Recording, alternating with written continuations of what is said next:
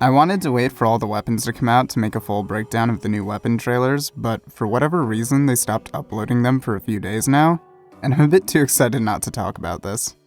If you couldn't tell from all the Gunlance videos, I'm a Gunlance main, and the trailer reveals some pretty important stuff. So let's get right into it.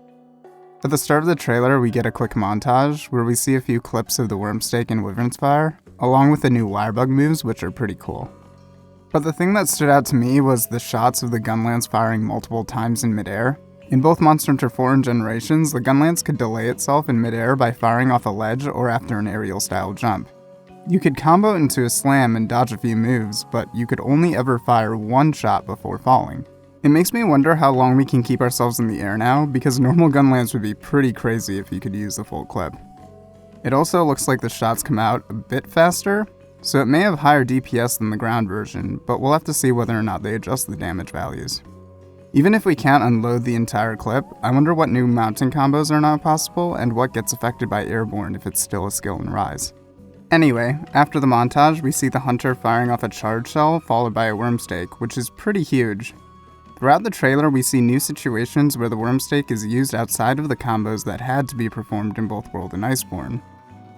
This means there are either new combos for the Wormstake or a new button input for the stake which can be used whenever, which would be pretty awesome. The stake is one of the Gunlance's strongest attacks, so being able to use it more freely is great, especially for long Gunlances which had to stop charge shelling to replace the stake. It also has a new animation which looks pretty neat.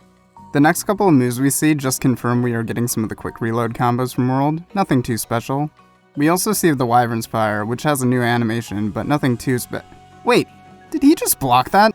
I'm sure this might seem minor to some people, but this might be one of the most impactful changes to the Gunlance.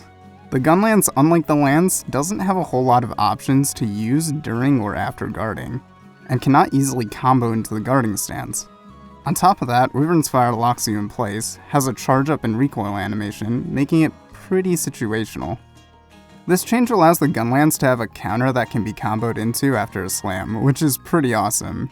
We'll have to see how the guard functions and how much of the animation is safe, but I could see potentially favoring guarding skills over evasion skills in Rise. We also see the camera zoom in a bit, which might mean that we can aim it fully like in World, but that's another thing I'll have to check during the demo. The first attack we see is Hellcatter, which looks sick, and allows us to reduce the cooldown of Wyvern's Fire. We could only reduce the cooldown with armor skills and the anti-air flare. It'll be cool to see how speedrunners manage both the Wirebug and Wyvern Fire cooldown if showing skills well in Rise. The second Silkbind attack adds a brand new mechanic and gives the Gunlance another counter.